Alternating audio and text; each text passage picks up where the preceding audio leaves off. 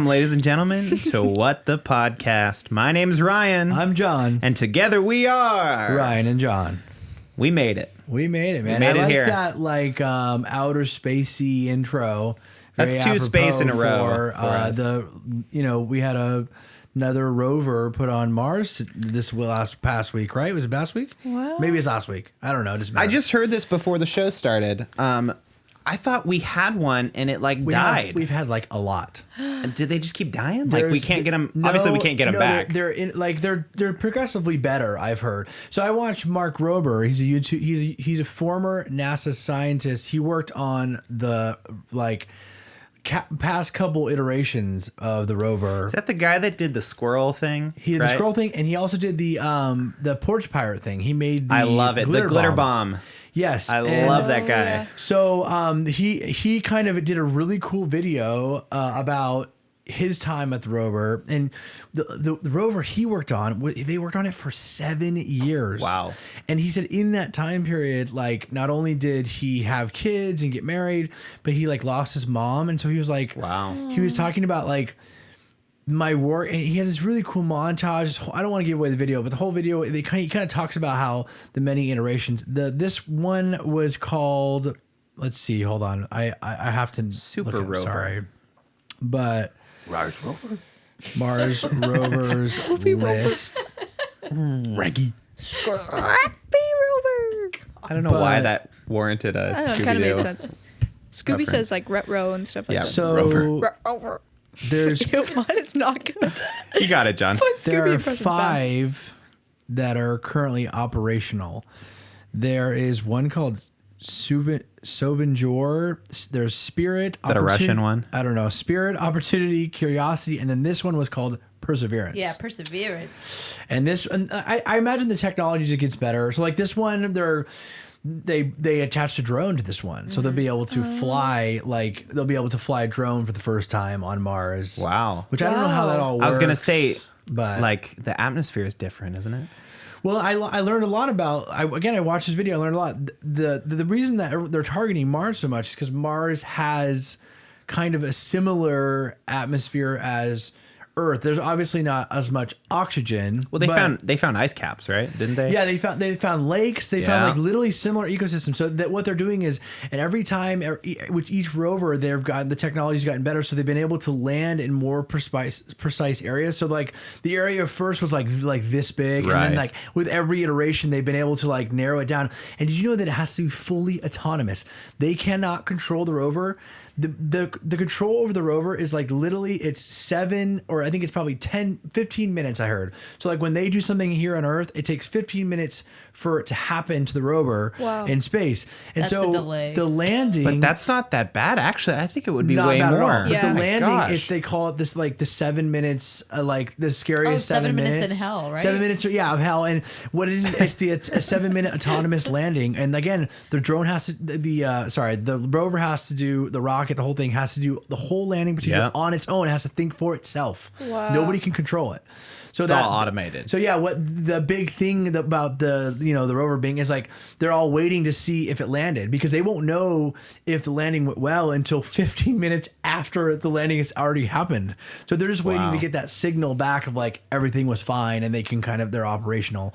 And they released a bunch of footage, and they did the drone thing, and then there was another thing where they're bringing they're calling them artificial trees, which are just a mechanism that can create oxygen from carbon.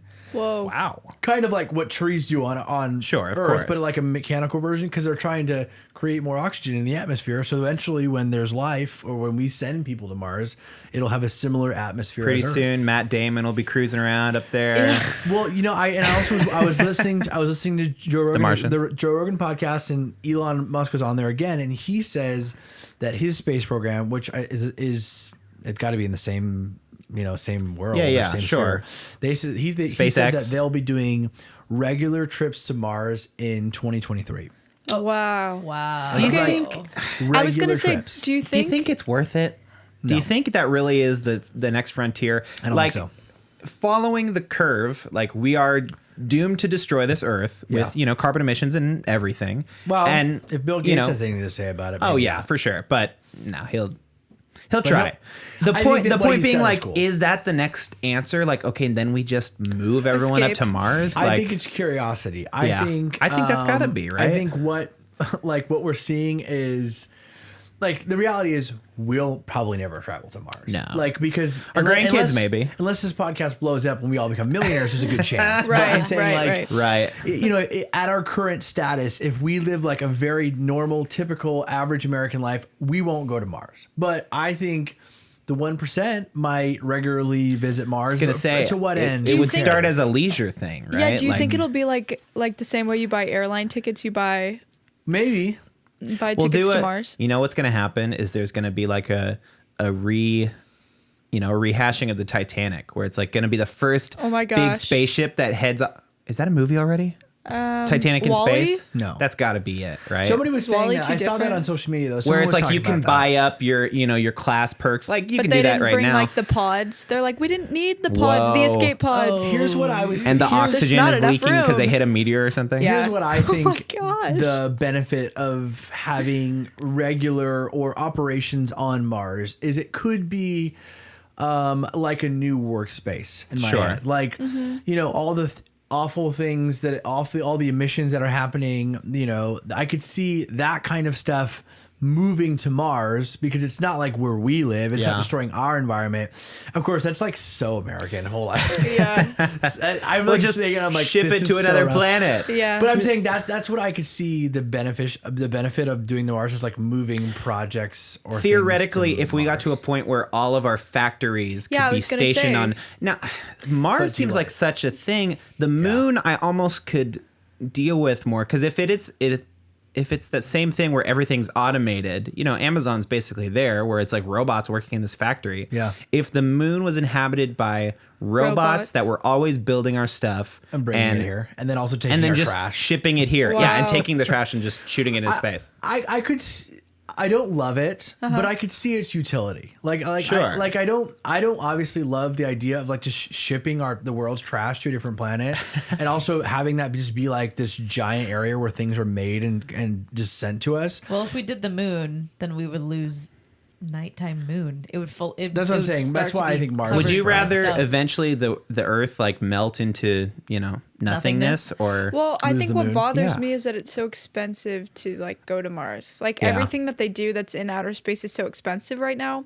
I could see if it became more commercial and it was like cheaper to like travel back and forth, that Well, would I make wonder more what sense. costs so much about it. Yeah, I don't know. I it's think just I think because it's the technology's not right? there. Like, yeah. you know, in the 60s and 70s, a computer like that, like a MacBook, the Filled a processing whole- power filled an entire warehouse Yeah, of like, exactly. you know, Crazy. and So they I- could barely, you know, it was like barely to the same standard. So I maybe agree. we're in the same direction where space travel will become that like universal technology at some point. Yeah. But that it seems like it's down the line a little bit. I think what would make me feel better is if they're spending more money on like helping Earth. Like, why Yeah. are we spending so much Right. money on getting to Mars? When, Like a collective they. Yeah, Like the like- human race, you mean? Yeah, even just like Elon Musk. Like, Right. why aren't you investing in clean energy Well, it's instead what of? John said, right? The curiosity.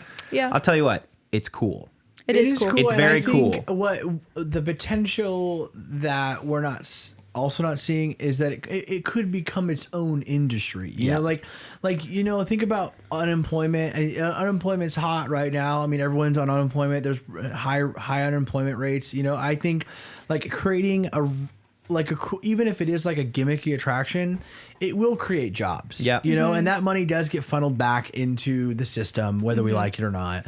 And so I'm like, if it's curiosity for a millionaire, like, and he's spending all this money on it, sure, I would like to see that money to go somewhere else. But also, I mean, it goes back into the system. There's people who have jobs, people are innovating. I don't know. I think it could be And kind of you cool. know, you frame it up like it's for a greater good. Like this is eventually gonna Yeah. It's a But, very like- planetary mindset. Like, of course, there's people suffering right now. Yeah. But in the long run, humanity will be like benefited from I think so. the developing of that technology. I think that's what bothers me is that there are issues that like don't. It's not like you have to like figure out technology to solve certain crises that we have going It just on. requires money. Yeah, It's just like a whole different why concept. are you Like developing? instead of like helping people that are suffering on Earth, like mankind as a whole, like it's very like abstract. Yeah. You know, like Yeah. not really tangible. tangible. And I Yeah. honestly, I think in this country specifically, space, NASA has always been kind of an inspirational motivator for people. Sure. Yeah. You know, like there was that age old adage of like, I want to grow up to be an astronaut. And so I think I think they closed the space travel like whole Program. thing for a while. Yeah. Yeah. And I remember, I can kind of remember when if that's true, I could be. I think it was pretty limited. It was definitely Donald reduced. Trump was in office and kind of brought it back effectively. Yes. Oh, And did he? Right? Yeah, I Didn't believe he, he did. I believe he gave it more Well, funding. and launched that like makes the Space, The Space Force. right? Which is Oh. like the branch of the Force. military. So, that so show awesome. is hilarious. Ben by the way. I love it. It was the show is hilarious. They made a Netflix show about Yeah. Space Force, really good. And so, but I think there is a sense of, like you said, curiosity, wonder that kind of reinvigorates people. That inspires kids. You know, maybe they shoot for astronaut, but then they kind of veer. They, Land like, among the stars. They you know, yes, but they land in other professions that we need intelligent minds in. You Yeah. know? course. I think That's what you true. might see is kids might want, like they might aim for the NASA program, and then they might end up being like, well, you know. I love working in Engineers. logistics or Yeah, computers environmental issues are really my passion. And then Yeah. you see these really bright-minded people who were inspired by this. That's true. Go into other areas. I don't know. yes. That's a great segue. ahead. Because Power before we get too far Before- into the yeah. space talk, That really just came out of it nowhere. really got away from us, but I love it. I That's love the way talking it about it. goes in the That's show. the way it goes. We are wrapping up Black History Month this week, and it is my turn. It is my your turn to turn. talk It's about your turn. my person. You did some research, by the way. I I can did some see research. some I have some heft intensive to talk notes. about. A lot of good stuff. Good. I'm basically going to cover this person's entire life and the most interesting part, in my opinion. So Go ahead. Here we go. McKinley Morganfield. Remember Better that. known as Muddy Waters. Muddy Waters? You familiar with Muddy Waters? Never heard the name. Muddy Waters was an American blues singer-songwriter and musician who was an important figure in the post-war blues scene and is often cited as the father of the modern Chicago blues. So I picked this person, Muddy Waters, because he truly was, in my opinion, like the forerunner for, if not all music, rock music. Like, Really? was like one of the founding fathers, and you're gonna find out why. Okay. All right. learning. So, grew up in Mississippi, along the Mississippi Delta. Typical. And in 1943, Muddy Waters headed to Chicago with the hopes of becoming a full-time professional musician. He later recalled arriving in Chicago as the single most momentous event in his life. He lived with a relative for a short period of time while driving a truck and working in a factory by day and performing at night. Big Bill Brunzi, then one of the leading bluesmen in Chicago, had Muddy open his shows in the rowdy clubs where Brunzi played. This gave him the opportunity to play in front of large audiences. In 1944, he bought his first electric guitar and then formed his first electric combo. It's like his band. Gotcha. He felt obligated to electrify his sound in Chicago. He said when he went into the clubs, the first thing he wanted was an amplifier. Nobody could hear you with an acoustic guitar. So he's like on the front gets end it. of technology, really. Yeah. Willie Dixon was quoted saying that there were quite a few people around singing the blues, but most of them were singing sad blues songs. Muddy was giving his blues a little pep.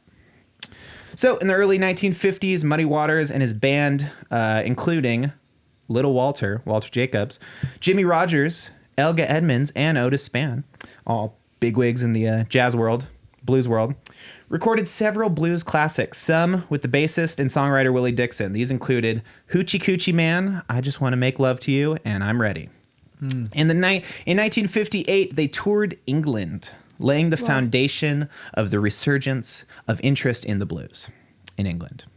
Anyways, he goes on, he records 13 studio albums spanning Wow. from 1960 all the way to 1981, which was really, 1960 was like when the studio, musicians were really like, it was becoming more and more popular to like record in a studio like that. Yeah. Yeah, 13 studio albums, won 6 Grammys, and he brought the Delta blues to a new generation when studio recording was becoming more and more popular. So he went on to have this great career. The most important part for me, the most interesting part, is everyone that cites him as an influence. Muddy Waters, I lost my spot. Muddy Waters' music influenced various American music genres, including rock and roll and general rock music. The British band the Rolling Stones named themselves after Muddy Waters' 1950 song Rolling Stone. Jimi Hendrix recalled that I first heard him as a little boy and it scared me to death. I think that means in a good way. The band Cream covered Rollin' and Tumblin' on their 1966 debut album, Fresh Cream. Eric Clapton was a big fan of Muddy Waters when growing up, and his music influenced Clapton's career. One of Led Zeppelin's biggest hits, Whole Lotta Love, is based on the Muddy Waters hit You Need Love. Hoochie Coochie Man was covered by the Allman Brothers, Humble Pie, Steppenwolf, Supertramp, Fear. In 1993, Paul Rogers released the album Muddy Waters Blues, a tribute to Muddy Waters, and he covered a number of his songs, including Louisiana Blues, Rolling Stone, Hoochie Coochie Man. I mean, the list goes on. Gary Moore, Brian May, Jeff Beck, Angus Young from AC/DC. Wow. It goes on. Like the people that cite him as an inspiration. Yeah. And this is the coolest quote because I almost covered this musician, but this seemed like more of a kind of catch-all. B.B. King told Guitar World magazine after he passed away, it's going to be years and years before most people realize how greatly he contributed to American music. Wow. Hmm. And I feel like that's thank you, Ryan, yes. bringing Good job. Yeah, it was extensive. That's all my what's it called? Research? Yeah, research from Wikipedia. Thank you. Great job. Nice. I think that's the perfect end to these last 4 weeks because, like you said at the beginning, Black history is an American history. Like, we can't separate the two. And so I think that's what's so awesome about Black History Month is it brings forward influential Black people who have been contributing in these incredible ways. Like, music would not be the same. Because when you think of rock legends, like the ones that I mentioned, like Led Zeppelin, Rolling Stones. Jimi Hendrix, the Rolling Yes. Stones, like that's where, and even the fact that Jimi Hendrix is as big as he was, like that really spoke a lot to him too. But like they all wouldn't be there without Muddy Waters. And even artists now that took from those artists, like, we're inspired by Led Zeppelin, like artists like I love now, like the Foo Fighters or John Mayer, like they got their inspiration from the people that got their inspiration from. It's like this never-ending chain. Yes. So yeah, I mean that's rock music really does like go alongside American history, like rock history and American history are like so closely tied when you start looking like that. Sure. And I think that's just so cool. Like, I love that we kind of started this process for this month, but it doesn't have to stop here. Like, we can continue to educate ourselves. I mean, we're all white people, and there are blind spots that we will have and things that we're still learning. And I think it's just so awesome, like, when you see these people that have been behind the scenes, essentially, that have not been highlighted or recognized as nearly as much as they should.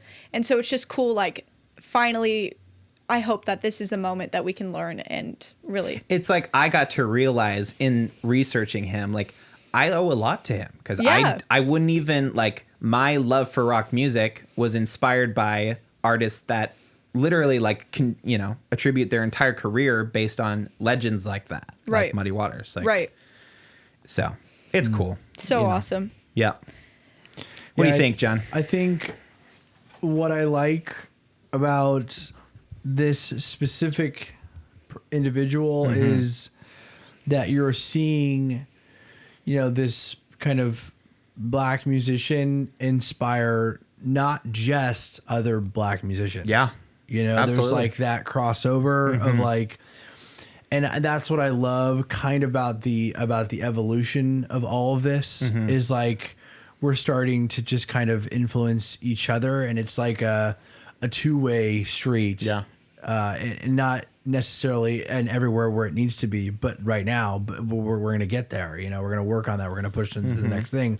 But I love that in this instance, like in its purest form, music that influences culture so much. You're seeing it's like indisputable. Like you're seeing literally a Black artist impact everyone. It doesn't matter where you came from or what you look like. And that's what's so cool about his story is he was literally at the front of the line every single way, like every single hit in his career. He was on the, the front of the blues scene in Chicago, like when it was happening. He was like one of the first artists to implement an electric guitar in his act, like brand new technology. He was like on the forefront of recording in the studio. Like he made it happen. It's so encouraging. And I love too, just like the way that you've interacted with this project, in the sense that, like, as I mentioned before, we kind of sent out a list of all these different areas with names that Olivia researched for us. And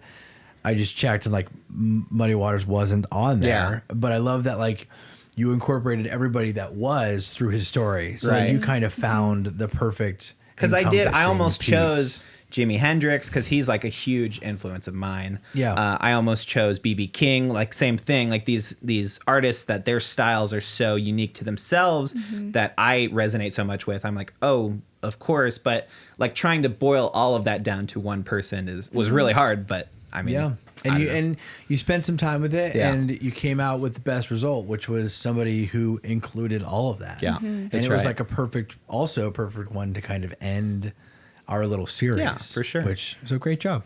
Thanks, man. I want to recognize something too that I feel like I forget sometimes, is that, like, we look at this individual, Muddy Waters, and his black excellence and everything he's accomplished. But like, if we take out the scope a little bit wider too, like what was happening during that time, despite everything, he was still on the forefront, despite everything that was going on around him. Oh yeah. And the racism and the segregation, all of that, he still, he was able to do what he did. In the face of a society that was like, yeah, you're not like to the same level as everyone else. Yeah. It was like, no, I'm here about my art, and it's like he knew what he had. Yes. In the hub of it in Chicago. In Chicago, of course. Yeah, like I think it's a good distinction to point out that, like, this might seem like just a creative creating new content, but this is a creator in a time where, like, it was, the odds were set against him. It was like not cool for him to be in the public eye. Yeah. And that time period, Oh my gosh, and I almost picked Miles Davis too, because there's this great story about Miles Davis, who was a jazz trumpeter, and one of the best. Oh my gosh! And so he's on the wall somewhere. Yeah, probably. So he picked this, there was this story where he was out in front of this club where they had been playing, and by now he'd like gained some fame. He was pretty, well known, especially in his town. And the cops like rolled up on him and were like, "What are you doing? Like, you can't stand out in front of the club." He's like, "No, I'm playing. Like, that's my name up on the marquee." And they beat him up and took him to jail. Wow. Is like that right there is the why. Like during it all, didn't matter what you did. Didn't matter how like he was still known by the world as like not as good. And that's just like, I don't know. That's the inspiring part is against those odds, these artists are creating great things. And so, yeah. In all these areas too, in politics and in dance and in movie and film, like it's important to reflect that not only did they, were they the first in their community, but also they were doing it in a time where it is not easy to do that. Yeah. Like as easy as it is today, Sure. It might seem easy to look at, Muddy Waters and all these people we've mentioned before as like somebody who just is working on their craft, but they were working on a craft in a different time, in like a whole different space. environment. So, and I think too, like even today, there's like things that we don't even know that go on behind the scenes, that the odds are still against them. Of course. Because biases, they still stick around, unfortunately, and get passed down. And all we can do is continue on this, like, highlighting excellence where it's due in any person. And just education. Yep. Educating yourself that's what it in is. every way. Yeah. So, thank you guys for listening to that. Thanks, man. And I'm going to cut over now. Oh yeah, to pod deck. This is a late in the show pod deck here. We're really, but we're cruising. We'll never not do it. So that is right. Thank you, pod decks. Pod decks. Use the code WTP to get 10% off your order. Yep. What's up, affiliate code? Or use the link in our bio. One of the two. Check out the link in the bio. Buy some cool pod deck stuff. Hey, start your own podcast. I mean, what are you doing listening to this We're one? doing Go do your own. I mean, if we can do it. A little bit of that. Great. Hey guys, what would be the worst movie sequel ever made? It hasn't been made yet, but when they make it, it's going to be the worst. Ooh, that's tough. Off the top I of my have one. head. Oh, go ahead, Cara. Go ahead, Cara. Click 2. Insinuating you didn't like Click. No. So another Click would be bad. Yes. Okay. In my head, I answer this question like I'm going to say Titanic 2 Oh. because we saw it, already like happened. it happened. Like the The whole Titanic, thing everything that needed to be said was said. So like what else could there possibly be? Like, do you mean like another bad event happens, or No, like no. it goes on with their Like lives? what Just happens what after happens the story of Titanic? Like what led up to the Like old lady Rose just being like old? lives in America and Yeah. is like whatever. Well, we see her. She's just chilling. She's like, old. Or it's after, so the old lady has died, right? And And then she's it's throwing just the the necklace? crew that was looking for the retelling, gem, and they're like, retelling the story from their perspective. And Yeah. It's like From the kinda crew. confusing. Yeah, it's like, wait, what? doesn't make any sense. They Like, don't know what's going on. They're just like, so take it either way. Either like You're right. rehashing a story that, Next on HBO Max. yeah, right. Okay, so yours is Titanic 2. Mine would be Titanic Ew. too. Okay, mine's Click 2. That's good. Click 2 is pretty good.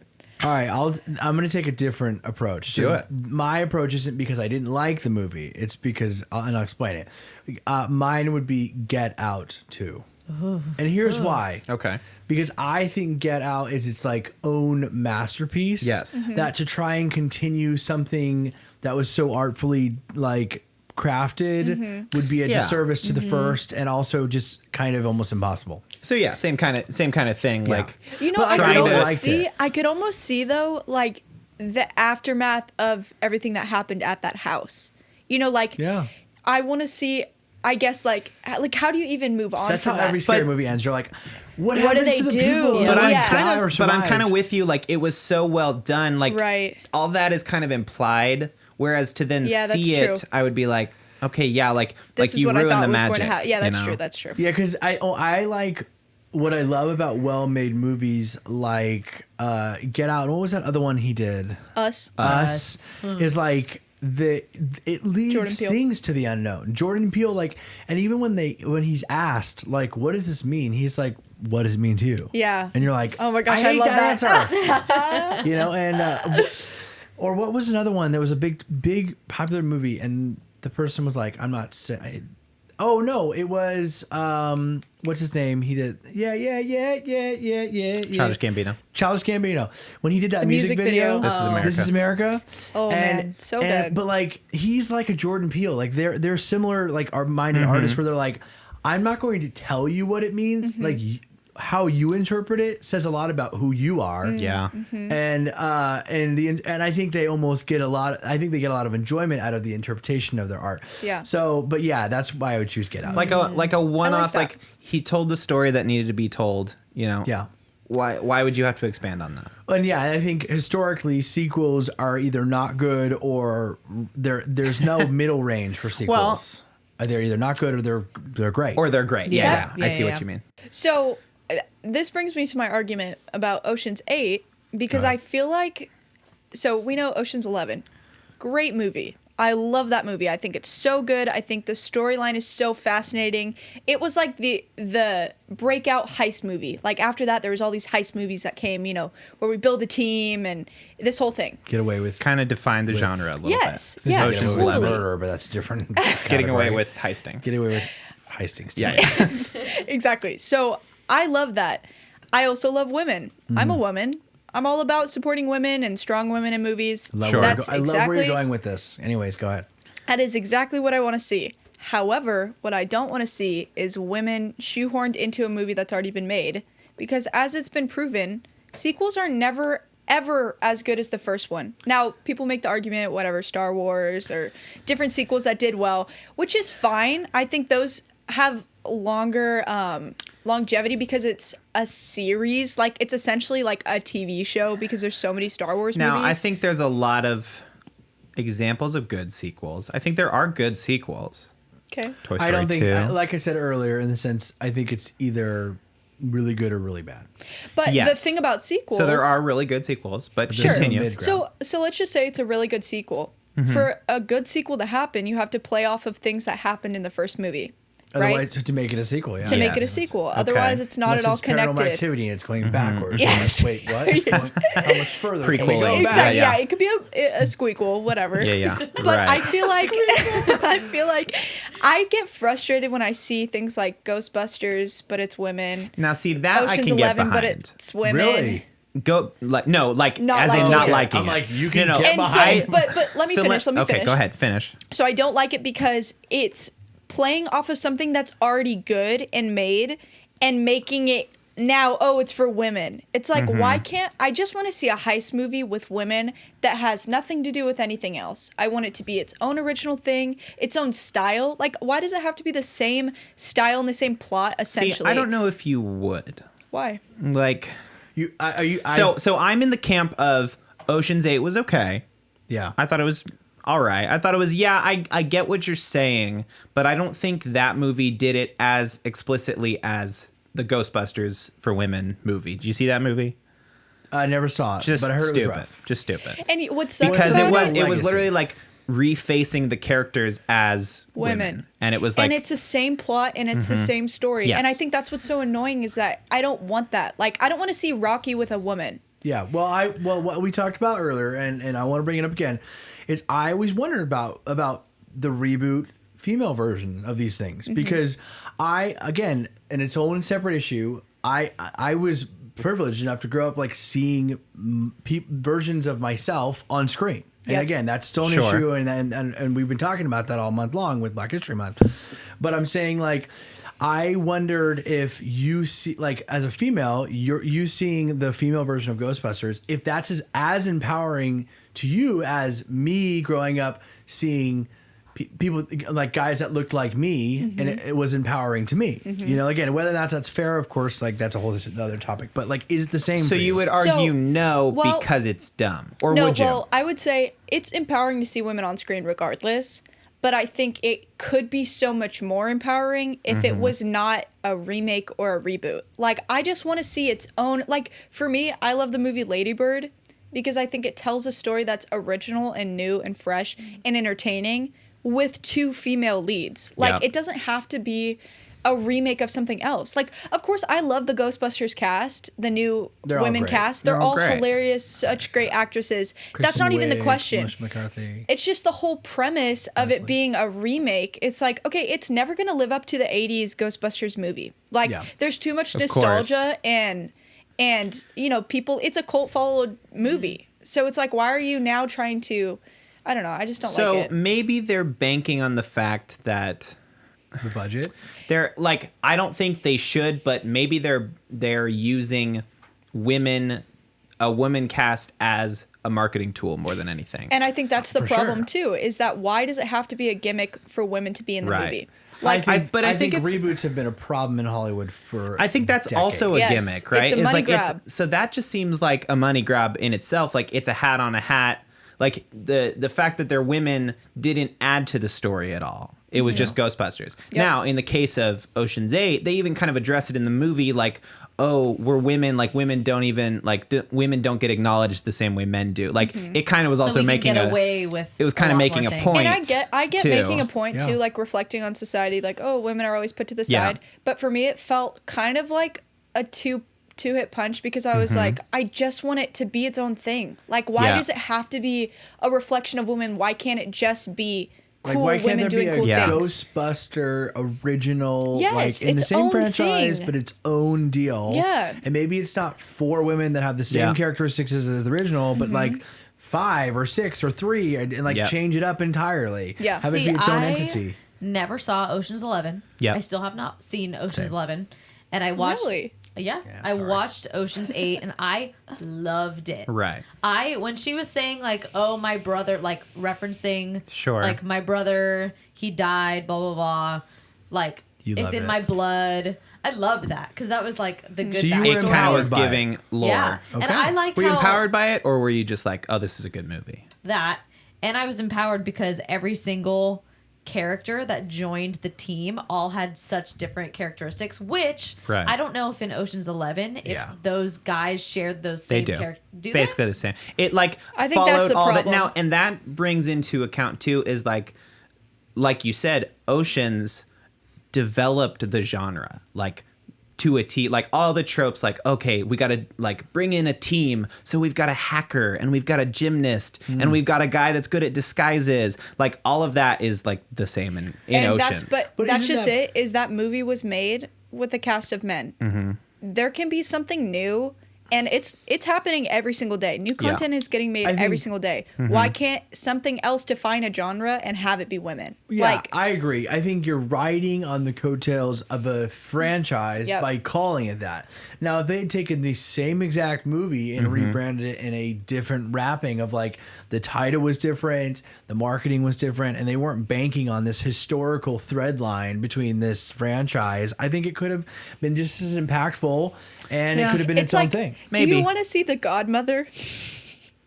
Yes. The Godfather's of course made. I do. Do you want to see this old lady that sits in a chair with cotton in her mouth? More than anything. Wait. I don't want More that. than anything do I want to see that. Does it ruin I don't The need Godfather? that. I think it I just don't need becomes Betty its own White thing. as like the... That doesn't... Betty But White. that's... That would be the casting. That's a little never mind, I separated do want enough. that. That's separated enough that like...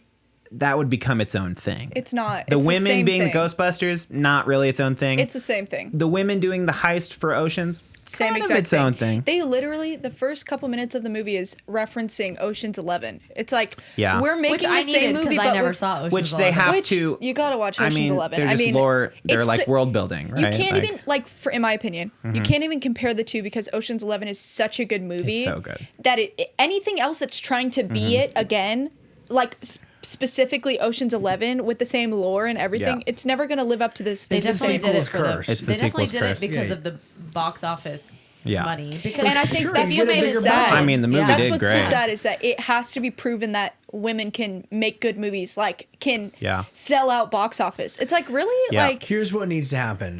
Because again, I referenced it earlier, and I still think it's true. Hollywood recycles movies. We know that. Yeah. I mean, like if you look at the Marvel or the superhero genre in general, like the Spider-Man's been done a million times, and I think what we would do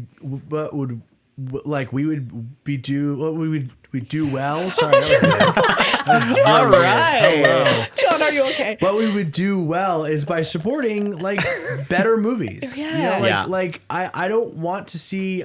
Honestly, I never want to see Iron Man remade. And will it happen? Probably. But I don't. Iron That's Woman. kind of a specific case, but But I'm saying like the general, like the Marvel that it is now, like whether or not you like Marvel movies or whatever, like there is something do. to say about the quality of them, right? Yeah. They're insane. Like they're great movies just in quality alone, whether or not storyline or whatever.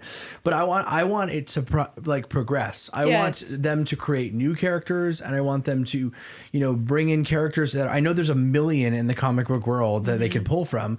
Well, I want them to pull from those. I don't want them to start over in 10 years and recreate them. Which I think it's so great about WandaVision right now because WandaVision is not going back into like how she was like in where are they from? Sokovia. Like it's not going back, but it's introducing new characters. Yes, from those and that's where I love to see Hollywood go. And in the same vein, like again, that goes with specific things that are ongoing. I mean, Ocean, the trilogy, the whatever sequels, all that stuff. That's a whole different thing. But I'm saying like I'd love to see new content too. Yep. Again, that are inspired originally for women and people of color. If we're talking about marginalized communities in this industry, I'd love to see inspired creative projects, not remakes. Yeah, like why do it just seemed it's so Hollywood to like let's go back to that same well and see what else we can get. I'm gonna go on a tangent for a little bit here. Okay. It's kind of related but kind of not. Okay. Morgan Freeman has this interview that I've seen where somebody's asking him about Black History Month. And he's like, do you think like is it a good, and Morgan Freeman's like, honestly no. He's like, I don't think Black History Month is a good thing. I've heard this. Very controversial take. But he goes, yeah, why? And then he's like, yeah.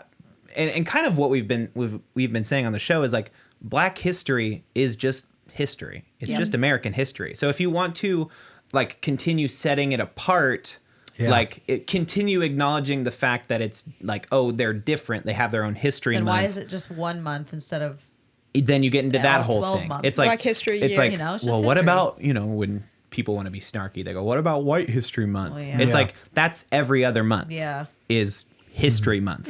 Like History is being made. So as kind it of, happens, yeah. I guess like branching off of that, it's kind of the same concept, right? Because it seems like they're sorry, I'm like No, it's okay. stuttering. I don't worry. You won't top That's the mine, episode.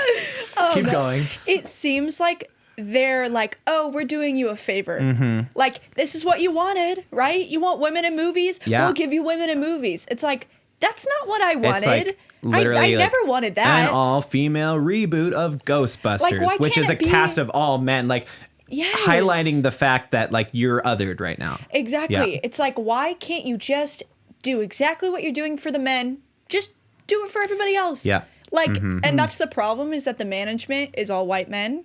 It's changing. Debatable, what yeah. they like to say in Hollywood. We're hiring, more diverse people, and it's like I'm not seeing that in the fruit of what you're producing. You know what I mean? John brought up what is the production company that Jordan Peele?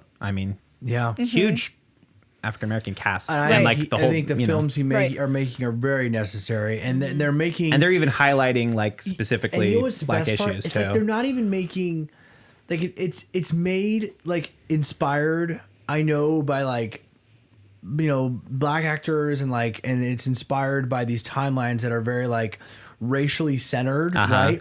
But it's not. It's making like me think, like white person think, and that's what I love about it. It's like it's not just like highlighting black actors or people of color. It's like pushing it back the other way and saying, how do you view this? Yep. Yeah. Because we know how a person of color will view this, Yeah. Yes. and because they've been living it, Right. But they are creating embodiments of what they're experiencing, and that now as like a white American, I'm going, oh my gosh, Yeah. like I'm understanding, like Yep. holy crap, like I know what racism is, and I've learned about it in school, but like, or This is it arguably, but Right. I've Yeah, learned slightly exactly. about it. Yeah. But I'm saying, but this It's is like mentioned. it, and I felt like watching that movie, I was like, this is insane. It like Yeah. flips that vision of racism on its head. Yeah. And you go, oh, now I don't know entirely, but I do know some of what it's like. Yep. And it makes you think. It makes the Yes. other side think. Yeah. And I It's love de- that. it's so much- broken the mold of like when you're going to watch a movie, instead of just like watching something for fun and leaving like, oh, that was so great, not Yeah. gonna think about You it leave, you're again. like-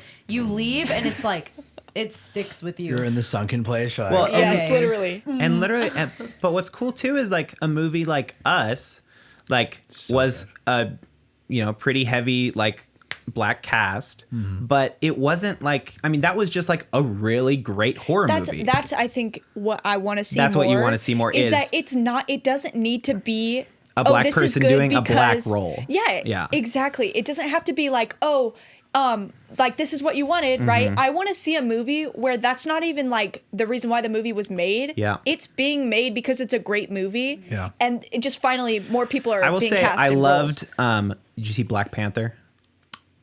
I've So seen it a good. million times. Love that movie Yeah. for a lot of reasons, because I think it achieves both. I think it got to highlight, obviously Wakanda isn't a real place, but it's highlighting African culture and like, uplifting an entire culture like that. Right. But still like, it's not hitting you over the head. The fact that like, well, in some parts it kind of is, like Killmonger's whole thing is like, the slaves from Africa. And like, that's kind of his arc, but like, It King appeals T'Challa to as a- children, black children who want to see superheroes that are black. Well, I love Totally, it too. of because course. I think there's, to some degree, it's like, like I said, I'm a white American. I still feel like I can do the Wakanda web forever. course. Like it didn't feel like it was Exclusive. being inclusive, but also wasn't being exclusive, like you're saying. And so, but exactly what you said, like a young, black American can watch that movie and go, oh,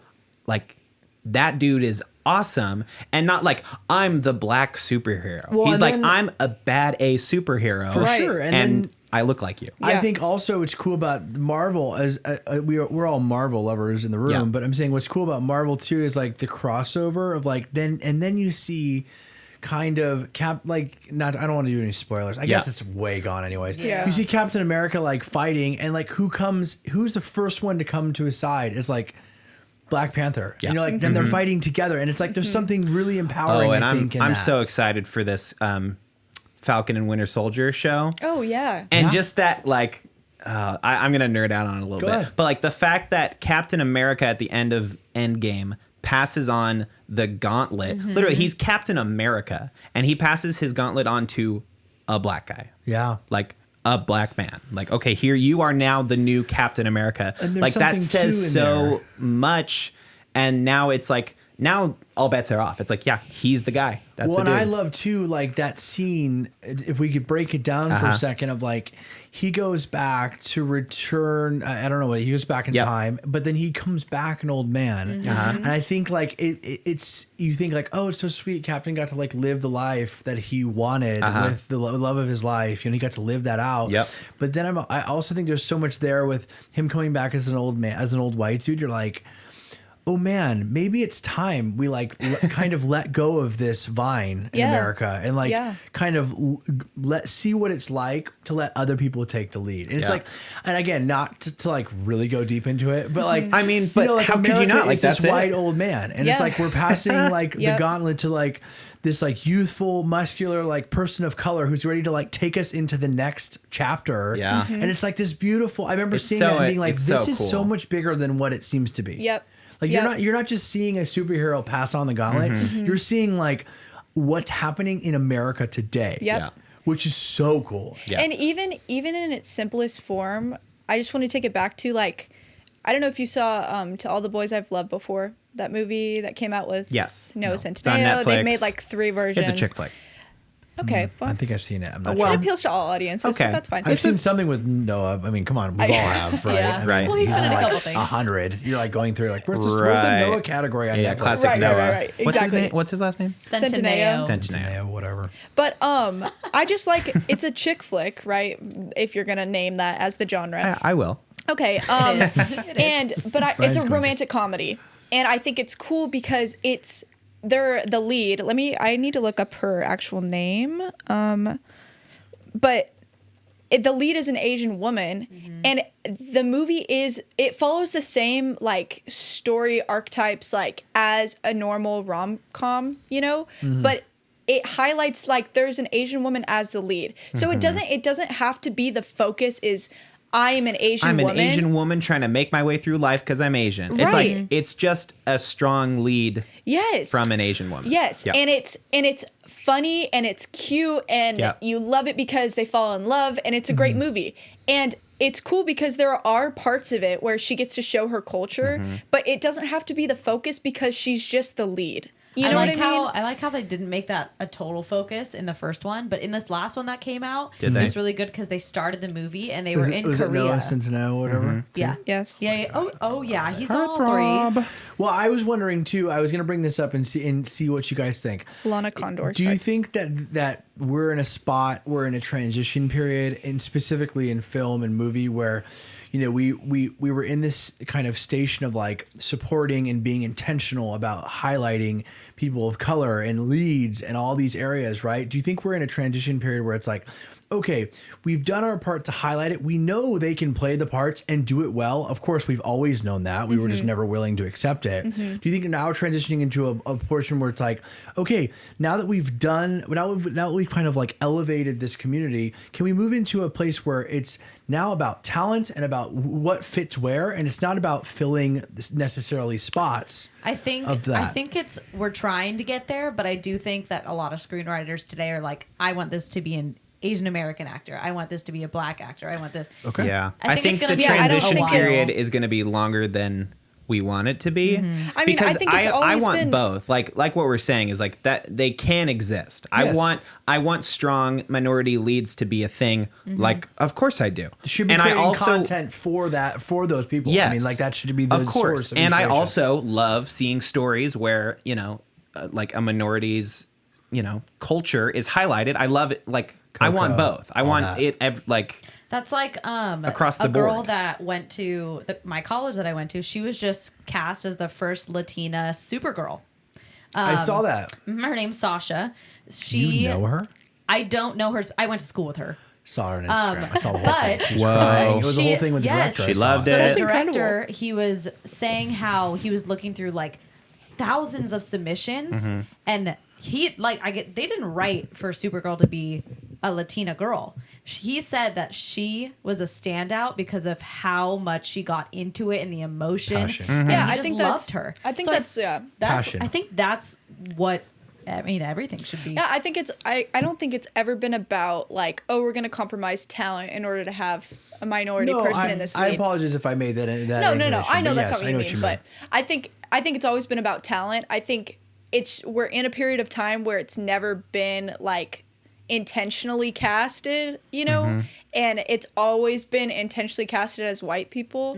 So I feel like we are in a period of time where it needs to be intentional because it has never been. Which I think a lot of new directors, producers are focusing on. And I wonder, like, I think it's also, as a screenwriter and as a content creator, it's hard to envision anything but yourself in maybe the story you're writing. And so maybe the foundation of this is that we should not only continue to empower people of color in roles and cultures and roles, but also empower those same types of people in those communities to write and to produce and to be at that next layer. So maybe the next ceiling is getting these people in role, like making roles, Hollywood in general more accessible to everyone. And so maybe that's the ceiling we haven't burst yet, is that the next role is like to get the foundation needs to be a melting pot, not just like the talent, because I feel like we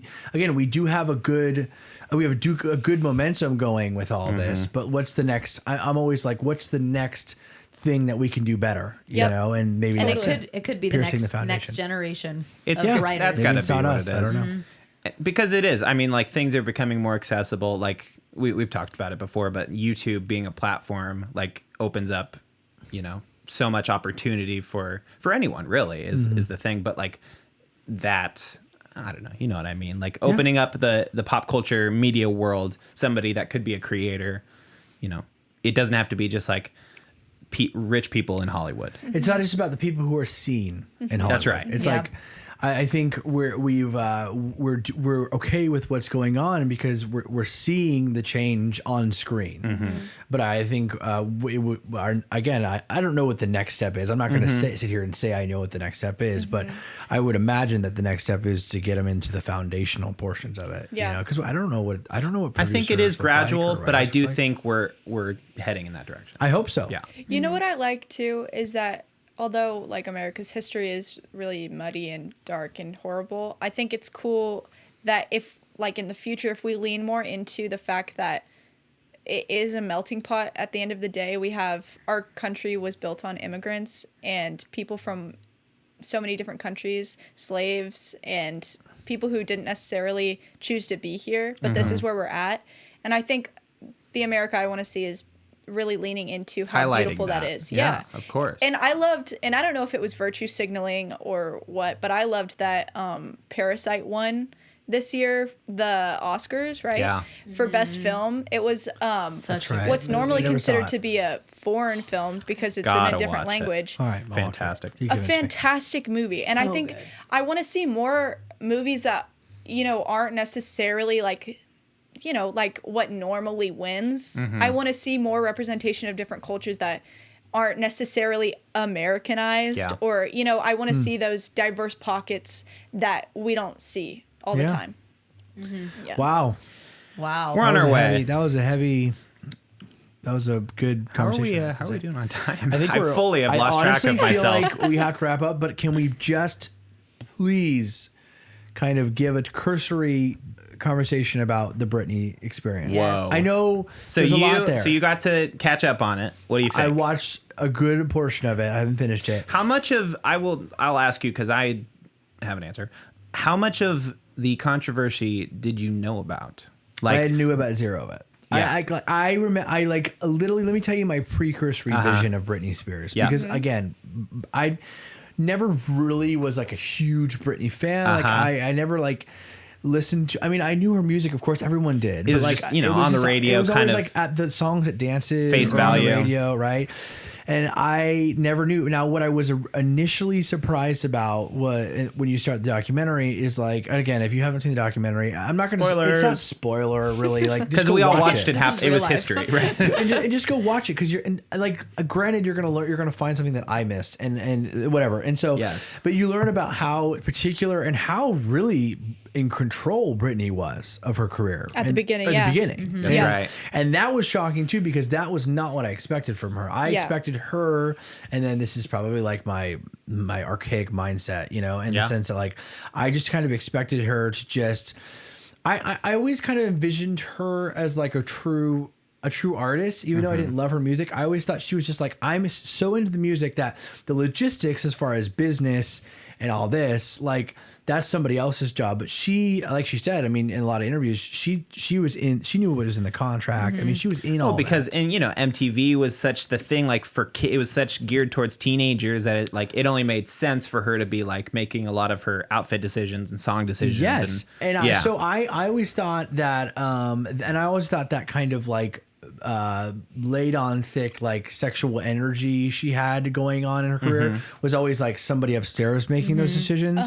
But then you start to like realize, and it kind of transfers into like she was really kind of cast as this villain in the public eye because of the time period and what she was doing. And what's so funny is like if Britney was doing that now, she would be like elevated to the max. Yep. I mean, like we've finally gotten through, well, to some degree have gotten through this whole, like, just because a woman wants to like, choose her style and have that kind of energy or that personality does not mean that she's like this, mischievous, this psycho. It's totally. Like, I watched that and I was like, this is so stupid. Yeah. Like literally at one point, like the gogovernor's wife was like roasting made her. this really intense statement, like if I could shoot her, I would. do it. Yeah, like, that was so wacky. crazy. First of all, I'd like to have that woman psychologically evaluated because not Britney.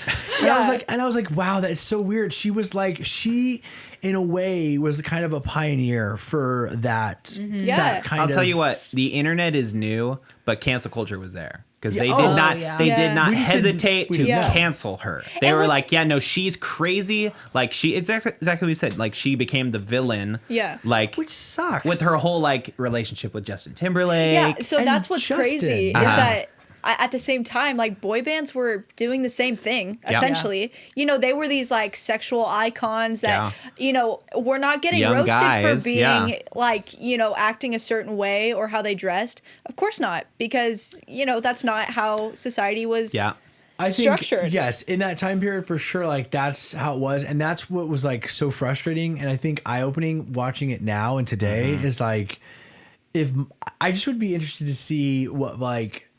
And my parents are from a different generation, obviously, and I would be interested to see like what my parents' perspective would be on that, because I think they would have a similar. Well, maybe not. They've grown, of course. The media narrative, but the media narrative, I think they would have been on a lot of the people's side back then, because that's just how it was, or whatever, right? Because it's such new, like every generation strong changes. women, like it's such a new concept, like a woman that's like, strong in her sexuality and like.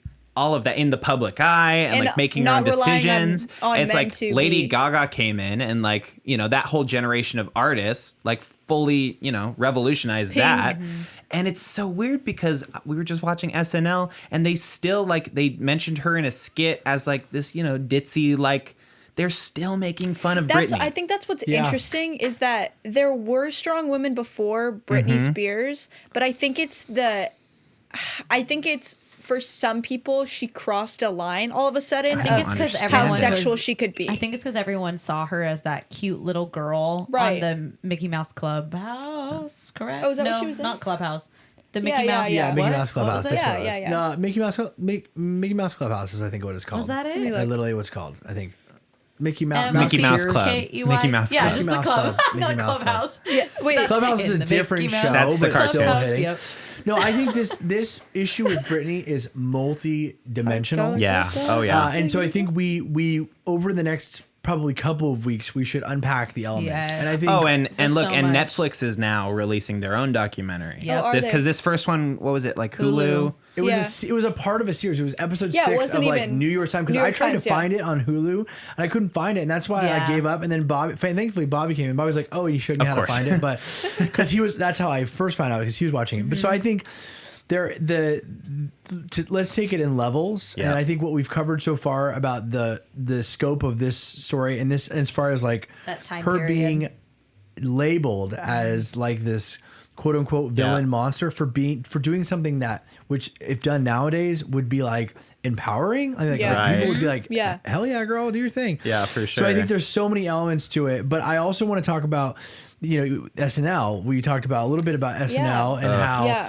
SNL That's a whole. targeted Honestly, I her. think that's a whole podcast. Yeah, no, on its own. I think it's That show fascinating sucks. though. Just on the surface, I think it's fascinating because after you watch the documentary, you're like, wow, like Late Night really tore her apart for no reason. Like there's like the It Family was like Feud. low hanging fruit. Yeah, it yes, was the Family Feud part. Saw that. episode Oh. where they literally are tearing her apart. Her life is literally ripping at the seams, and I think it's interesting because, like they say in the documentary, it's not like the conversation of mental health ever came up. No. Like it's not. No. It was always labeled like Britney is crazy. She had a has meltdown. snapped. She's crazy. I remember when she shaved her head. Oh, and yes. it was like Yeah. all the And that talk of the picture time. of her. And people literally, I remember that cover where she's like Yep. literally shaving her head. And then I also remember like people like when guys or anybody would come with like a new haircut or like say that like they shaved their head. It was the Britney. It would be like, oh, you totally Britney that, or like you know, it kind of became like a thing. She like became you, like this like who are you, Britney Spears? Meme. You know, like Yes. And so I think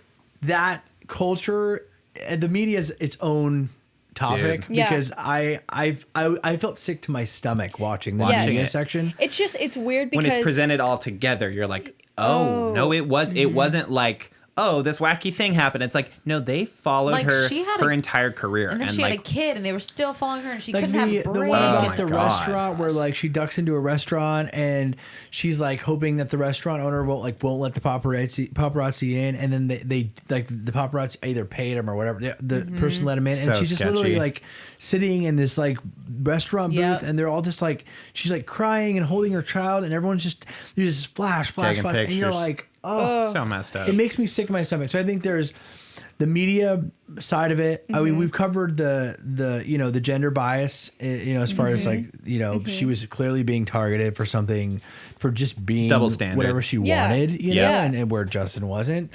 And also there's a lot there in there about Justin. Yep. But, Yeah. whatever. And I think there's a media side of it of like, kind of living in the public eye. And then I also think there's the big part of it of this conservatorship or whatever Yes. that her Yeah. dad has, which Yep. is like so crazy. So wild. it's gnarly because when you see how long it's been going on, it's like she's been suffering and crying for help for years. Like decades. Like, and now when you see these weird videos of her, you're like, oh, that's weird. Like if you don't know what's going on, you're like, course. oh, Like, oh, she's she's crazy, acting a little typical weird. Britney, like, Yeah. still being crazy. Yeah. So if you are a listener of the show or you regularly sit down to listen, we're going to be covering. I'm just going to say it. We didn't really talk about this, but we will be covering elements of this Britney story because, like I said, it's multi-dimensional. Yeah. It's not just Britney got screwed or free Britney. I mean, like free Britney is a generalization, and it still, of course, is the important message of Yeah. it all. I think, but there's so much to it that I think we should break down over the next couple of weeks. Definitely Yeah. watch that.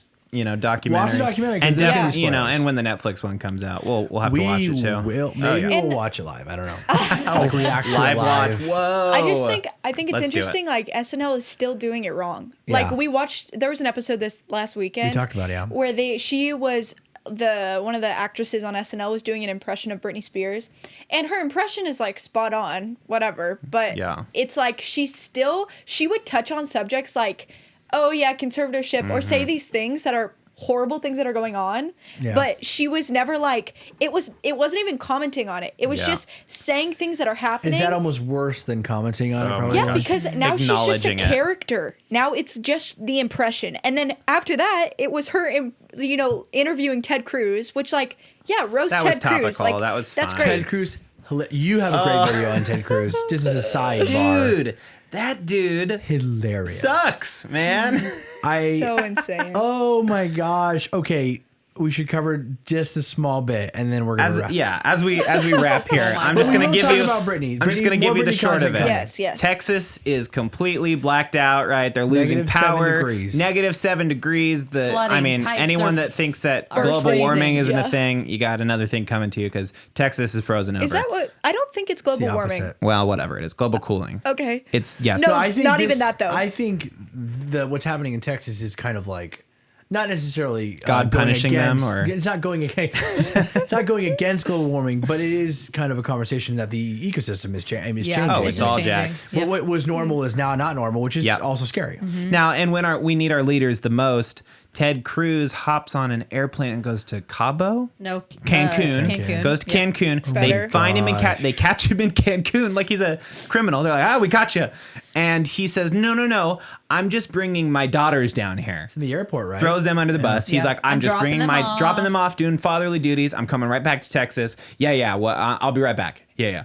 And he comes back. They find out he was like not even really with his daughters. He was like with his. Well, there was a group text. It was his wife was in a group text with a bunch of other suburban moms, and somebody leaked the text. They were trying to find other couples to go to vacation. They were framing it as a vacation in Cancun for their family. Like, come with us. Yes. And those texts got leaked, and it was like so. You know what's awesome? You know what it's equivalent to? It's like if a elementary school was on lockdown because there is, some fire nearby. I don't know. Why do schools have lockdowns? Whatever. Lots of things. Mountain lion. Yeah. And so, yes. Yeah, there's a mountain West lion Hills on problems. campus, right? West Hills problems. And you have everybody locked down. All the students are in the rooms, and they're like waiting it out until this mountain lion leaves so that nobody gets eaten by a mountain lion. And the principal leaves the school and goes to get some froyo and tries to get some other teachers to go with him. That's the equivalent of Ted Cruz trying to leave Texas. All these kids. And then he's the principal makes the excuse oh no, I was just getting froyo for my wife and daughter. I'll be right back. I'm gonna be right back. Don't worry. I was What's just getting happening here is froyo bad. for all my students. And a lot of the doors on lockdown are broken, and the windows are broken, and it's freezing. Yeah. Anyways, check out my YouTube video. It was thank you for the promo funny. as always. I was I don't normally like skit oriented content on YouTube. Cool, thank you. It's not normally. Yeah. No. Me neither. But I was laughing so hard. I watched it a couple times. It was so funny. I think everything you're doing on your channel. I can't promote John, it enough. I love your text, man. When you text me, hey, great, I said another hit. I was another hit, classic. Anyways, you ready for TikTok? Let's watch some TikTok. Actually, I have a surprise. Oh, that's we right. have a surprise. Oh yeah, hold on. Sorry. This is our waiting music.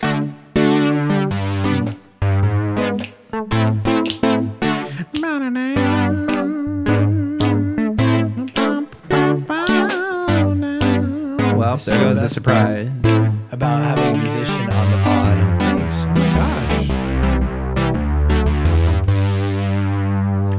my gosh. Wow. Tell us about this, what we have here. Wow. Well, she's away from the mic. Get on mic first. Wow. This. Come on. For the audio listeners. This is extraordinary. This says extraordinary banana pudding. And I'm holding a cupcake. Tell us about this, Olivia. Yes. Give me a second. Yeah. Fix your microphone. Yeah, you fix yourself. We picked the wrong person to do this. I could have definitely done that. I'm sorry. It was worth it. You're running over there. Here I am. So this week I wanted to surprise you guys with some desserts from Extraordinary Banana Pudding. It's a Black-owned business in La Mesa, California, and I thought we could all try it out. It looked really delicious. Oh, Brian's, look at him. He's Brian's diving right in. Into it. Did you pick these up today? What? Today. What? Whoa. So what flavor is this? So this is a cupcakes are- chocolate cupcake with banana pudding on top of it instead lieu of frosting. Okay. This is tastes really freaking heavenly. Is it? It's just so Ugh. Wow. I just want to try the banana pudding first. That's Oh, the wow. whole bit. Oh my god, that's so good. So does this person have a storefront or are they an Instagram business? Yeah, storefront in La Mesa, California. Sorry, I'm like away from the microphone. Kind of by SDSU, right? No, it's closer. Yeah, kind of. Like by Lake Murray Near area. Navajo. Really good. You can go in and pick them up. If you want to order cupcakes, you gotta call the day before. But You did that? they actually had extra today, so I did Wow. not have to. But That means they're selling out. They got some true. goods. we also have some chocolate banana pudding over here, and their I'm excited for the regular. their banana signature pudding. banana pudding with vanilla wafers. This We'll is so probably good. eat later for This sure. is so good. Guaranteed. That's just. I ate that whole thing. I'm destroying mine. Really good. It's It's really so good. fresh. The I like- pudding. It's like fresh. It's like it doesn't Because taste I don't like. always like frosting. It's like thick, you know. Was this already? Was it filled with banana pudding, or did it just fall Looks into like it was. I think it was is filled. and Filled. that top is Oh, there it also is. banana pudding. Here's our Look at website. that. It's Extraordinary banana pudding. The Can proof they- is in the pudding. Can they see that the website here? Oh yeah, hold on. I got you. You'll see it in just a moment. This is a y'all. good point. If you're listening to this, I appreciate the download, but You're slide gonna want to YouTube. watch this, yeah. Okay. We're kind of a visual show All right. for the most They part. also offer dairy-free, gluten-free, and vegan pudding options. Wow. If it's like banana coconut pudding, oh, Yum. Yeah, they had a Delish. ton of flavors. Really great pudding. It's a family recipe. Yeah, Banana check 'em pudding. out. Who knew? I don't know if I would have even thought about it. Whoa. you've never had banana pudding? Well, I mean, I think I have, but like in school. You know like, why this podcast deserves to be popular? The amount of small Just ask us. businesses Uh-huh. that we spotlight. We're so incredible. awesome. We're so awesome. No, I mean, I'm not saying that for us. I'm saying like that's what people should be doing with their platform. Anyways, That's right. This is great. Thanks so much, Olivia. I'm so And what a glad. great way to end Black History Month is this is a black-owned dessert place. Yes. Hello, come on. And then We love let's it. do Black-owned the businesses. Let's watch some TikTok. TikToks. Here we go. Okay. Oh wait. Oh, wait, hold on. Sorry. Before I make the same Forget. mistake. Before I I'm make the same just gonna mistake. finish this. Should I only go cupcake halfway over. volume? Ryan and John react. There we go. Now we're in. Oh my gosh. So okay, so Wow. what this is, It's like a dude perfect situation. Oh, they are making trick shots essentially. Pretty good, I'm not gonna lie. You know what I want to see though? wow. I want to see. Wow. Wow. The I pen, want the to see marker all going in a beer the bottle. outtakes. Yeah. Like, I want to know the How many amount times of they tried. times it hours. took, Mm-hmm. because like that's cool and like honestly the internet has ruined me. I used to think those were so awesome, and now I'm like, yeah, sure, if you try it 1,000 times, you'll get it, you know? Right. And yeah, anyways, Easy. Yeah, for sure. stupid. I know. Oh my God. This guy, we've seen him before, have we? He's so little. We've Oh seen my little gosh. guys before. Don't say anything important. We're gonna get this. This is gonna be muted. That was cute. That was a cute dog. I'm not gonna lie to you. Yeah. Just a Yes. little pup. Better than the painting So one last cute. week. Yeah, stupid. Okay. Oh my God. Oh, is that what It's you thought literally it the most was? beautiful video ever made. All right, here we go. Nobody's gonna know. Okay. Oh wait, the my volume's not gosh. working. This is Volume is actually, not I've seen this trend, and I'd like Maybe to there's talk no about volume on this. No, there is volume. Nobody's gonna Nope. Okay, know. well, Okay. Definitely isn't volume. I'm just Coin gonna sit in grape. silence. Nobody's It's that gonna know. that They don't TikTok know. sound that's like Oh. they're not gonna know. How would they They're, know? they're They're not gonna gonna know. Yeah, this is the stupidest trend They'll on never TikTok. know. Hiding things and What? other things. They're definitely gonna know. They You've put a- never seen this? I don't TikTok, bro. How would they know? You do TikTok. What the They put a heck? pepper. Oh my God. Inside They put of a coin hammer, in a pepper and then with they're a grape. sanding it with random things. And then like they put the putting pepper in the sunflower hammer. seeds. Inside I the door. hate that. Do you want to see it again? Yeah, show it again. That- This, yeah, Nobody's this. I've seen Coin this in a before. pepper with a grape. And Gloss it then- over Nobody's with like gonna know. stucco or Cement. whatever. Yeah. And paint it ew. And then it they into put the a hammer. jalapeno in a hammer. Like they cut out a slot in these things, and they're like literally actually like make. We're using Oh, like, and then Hammer they goes put into a the hammer door. into a door they with know? sunflower. Why do they use sunflower seeds? That's Do you know like- why? Apparently That's- they're good for Filler? like sealing stuff up. Really? That's like the trend when they were doing the ramen. Like you can use ramen to seal things up, and you put ramen in something and you shave it down. Yeah. Yeah, And it, yeah, yeah. like, I've seen That that. You're right. It's like Is the dumbest video I've ever seen on the internet. That's trending though. That's You'll been never trending know, for a though, like- while. Oh God. There could be a pepper and a grape and a coin in your door. And you I just wouldn't even don't know. get it. Fine. Like And- don't tell me that. Like And then our old gosh. faithful. Oh, I can't wait to God. choose brand new TikTok. Wait, guys, I'm what honestly is really this? disappointed this What week. is That was What is Yes. this weird, Really cool aggressive. video? Oh my gosh, my sound! It's gone. Wow. Wow. Guys, Way to go. another Hey. episode for the books. Sign us off, man. Well, my if you gosh. like what you hear and see We are way this over week, time. this is another long one, If folks. you've made it to this far, I congratulate you. Thanks for watching the show, and check out the socials down in the bio. Mm-hmm. I'm Ryan. This is John. We got Cara and Olivia, Woo. our producers on the couch, as Support Black always. businesses. Extraordinary Banana Pudding. Is that what it Yes, was? extraordinary banana. Check pudding. them out Yep. in La Mesa. Watch that Britney documentary. Yep. That's about it. And I forgot I switched to the harp. It's okay. That was kind of pretty though. See y'all next week. ya. What It's the podcast?